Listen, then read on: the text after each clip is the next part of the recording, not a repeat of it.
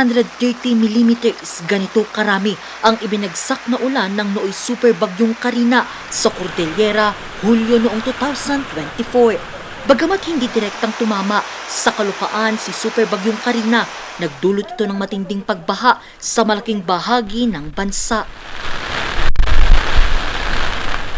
Isa ang benggit sa mga napuruhan ng ulang dala nito.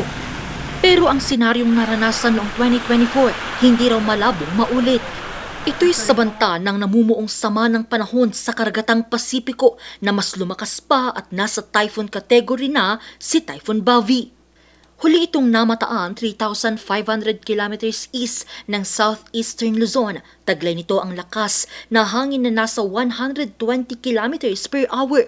At pagbugso ng 150 km per hour at kumikilos pa silangan sa bilis na 20 km per hour ayon sa Japan Meteorological Agency. Sakaling pumasok sa Philippine Area of Responsibility gabi ng Martes o madaling araw ng Miyerkules, tatawagin itong Inday. Paliwanag ng Pag-asa, hindi direktang tatama sa kalupaan ng bagyo, pero palalakasin naman ito ang southwest monsoon o hanging habagat, partikular na sa Hilaga at gitnang Luzon. Na-expect po natin na since super typhoon yung category, malaki po yung wind band nito. So na-expect natin sa mararamdaman yung cloudy skies sa east of northern Luzon.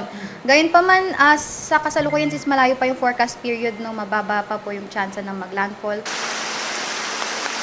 Ang banta ng super bagyo at habagat, isa na sa pinaghahandaan ni Nanay Presentasyon ng Barangay Outlook Drive, Baguio City. Pangamba niya ang pagguho ng lupa. Binalikan niya rin ang naging epekto ni Bagyong Emong, Hulyo noong nakaraang taon. Mamaya bug sabi dito sa amin.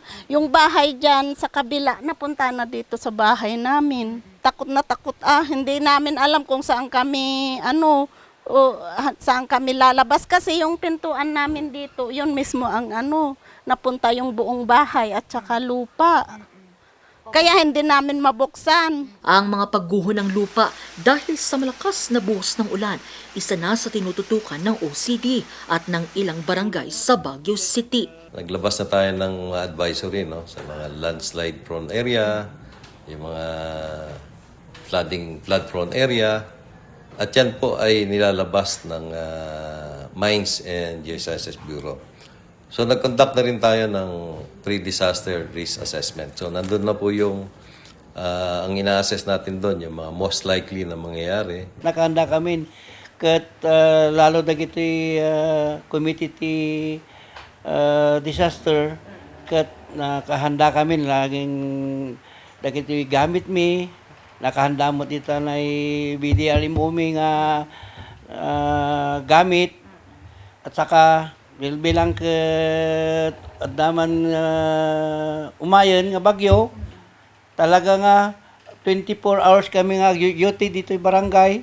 Sa ngayon, paalala nila sa publiko ang pagiging alerto. Anumang oras ihanda ang go bag, alamin ang mga emergency hotlines at makinig lamang sa mga lehitimong impormasyon. Angel Arquero para sa Nation on the Move.